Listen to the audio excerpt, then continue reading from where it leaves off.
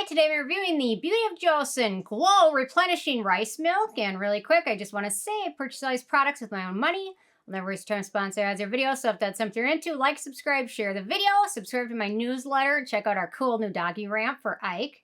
And yeah, check out the links below. So, I will say this is a biphase toner. So normally, I shook it up a little bit ago to use it this morning. And normally it'll have two clear layers. The top will be kind of milky and the top will be clear.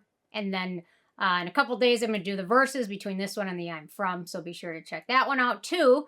But I was pretty excited. So I got this like right when it came out. I was right on top of it, ordered it right away. And excited to finally give my review. And I also picked up their mask. So if you want a review of the mask, let me know. I don't know. I typically don't do a lot of mask reviews because I typically, next to cleansers, I kind of consider them one of the more kind of worthless beauty products we use. Is that, you know what I mean? Mask, it's on your face for 10 minutes and you rinse it off. You know what I mean? So it's kind of like a little bit underneath. Although once you go in a good cleanser and a good mask, they're worth it. But anyway. Leave a comment. Okay, so, or if you want more mask reviews, let me know. Okay, so they say this moisturizing toner infused with rice extract and rice-derived amino acids combats skin dryness for a plump and radiant finish. It's formulated with a sebum-controlling powder that effectively, the sebum-controlling powder is kaolin. Clay, I mean, sounds more exciting when you say sebum-controlling powder than you say clay, kaolin. That effectively absorbs excess oil and purifies pores, comes in a light, refreshing formula. It penetrates deeply into skin without leaving any greasy feeling. Suitable for all skin types, including sensitive skin. And I have a couple pictures of me after I use this, so we'll throw those in the video too. Okay, first criteria is packaging. We've got clear plastic bottle. No issues with that. This is a thick plastic bottle. Some of them... my countertop's always full of stuff, so occasionally things will fall down. I've been lucky not to really have anything really break, you know? Because some people have had glass bottles break and things like that. But this one's thick, so I have a feeling it won't break. But I've had some issues, and then I typically duct tape it up, and it usually works well enough. Okay, in terms of denatured drying types of alcohol, it does not contain any of those. It's also fragrance-free, has no real noticeable scent to it, which is nice. And it is made in Korea, so I'm going to do a pH test just for those that are interested. I don't feel like this is going to...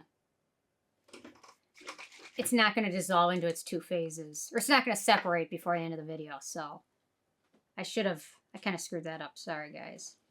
Add a picture. Yeah, I can add a picture. Okay, so the pH of this one... Probably I would say 5.5 or pretty close to 6 almost, right on. So no issues with that. It's actually, I would say it's closer to 6. So, okay, I'll just do a little swatch of my hand. But anyway, so you can use this morning or evening routine after cleansing. You can apply it with the palms of your hands, or you could use it with a cotton pad. Typically, what I'll do is at night, I'll use it with a cotton pad just to remove any leftover sunscreen, oil, makeup that my cleansers might not have gotten. And in the morning, I'll typically pat it onto my skin after cleansing in the morning, or sometimes I just rinse off with water. But so in the morning, pat it on. At night, cotton pad. So no issues with that. It's pretty easy to use, although I will say it sets to a radiant finish once it soaks in, and it is on the tacky side. So if you don't like the feeling of tacky things, keep that in mind. It is sticky. And it takes a little bit of time to soak in. But once it does, you can kind of see it's got a radiant finish. So that might make it more favorable for those with drier skin types. Those with oily skin might not like the finish of it, or I'll talk more about the I'm From because that's kind of its closest competitor. So anyway, so no issues with that, but even after it's been soaking in for a while, it is still tacky. For a toner, it's not a huge issue. For a moisturizer that's super tacky, or a sunscreen that's super tacky, that's one thing, but typically most people don't just use a toner and then go. Typically most people apply a serum afterwards. Not everybody, but most of them. But if you're not, keep that in mind. It is sticky, sticky, sticky. Okay, beneficial ingredients in this one. I'm really hard not to ruin my verses, so... okay, so for beneficial ingredients, we've got Panthenol, skin soothing and wound healing. We've got Hydroxylurea, which is a urea derivative. That's a humectant. We've got kaolin, which is their sebum controlling powder. It's an oil absorbing ingredient. We've got rice extract. It's also oil absorbing and skin soothing. Rice extract can also be brightening too. Licorice root, skin soothing, brightening. Then we've got hydrogenated lecithin, which is an emollient. We've got Japanese gold thread, which is a soothing, antioxidant, anti-inflammatory plant extract. We've got Ulmus extract, which is a humectant. It's also a photoprotective ingredient. So photoprotective ingredients help protect your skin from sun and light damage, but there's never any replacement for sunscreen. We've got Amaranthus extract, which is emollient rich in fatty acids. It's also taken in some areas as a protein supplement. We've got fig fruit extract, antioxidant rich in phenolic compounds. Centella asiatica, antioxidant, soothing, anti-inflammatory. Cocoa seed extract, antioxidant.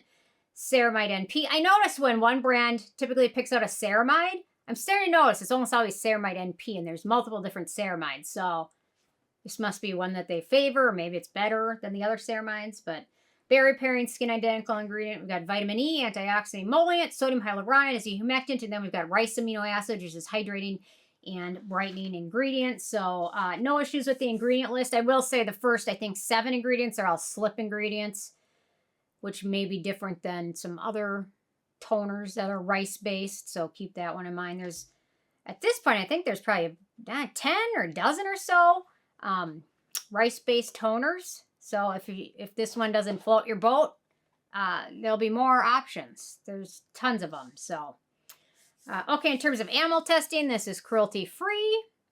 Performance. So what this product promises, I like to use this as my gauge now because a lot of brands make a lot of promises, and a lot of brands, they promise like one thing and they deliver on it. But anyway, they say combats skin dryness for a plump, radiant finish, absorbs excess oils, purifies pores, penetrates deeply into the skin without leaving any greasy feeling. I would say it's great for helping hydrate skin. It can't purify pores. There's really no ingredients in here that do anything with pores. So other than the ingredients that soak up and absorb the oil, it's a little bit of a, they're kind of promising two things that are two totally different things. They're promised to hydrate, but also soak up oil, which kind of, in a lot of ways, conflict with each other.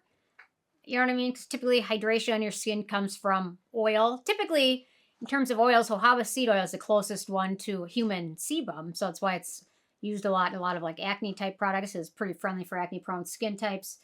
The feeling isn't greasy for this one, but it is tacky. It's not greasy. It doesn't look greasy, but it's tacky. And definitely has a radiant finish.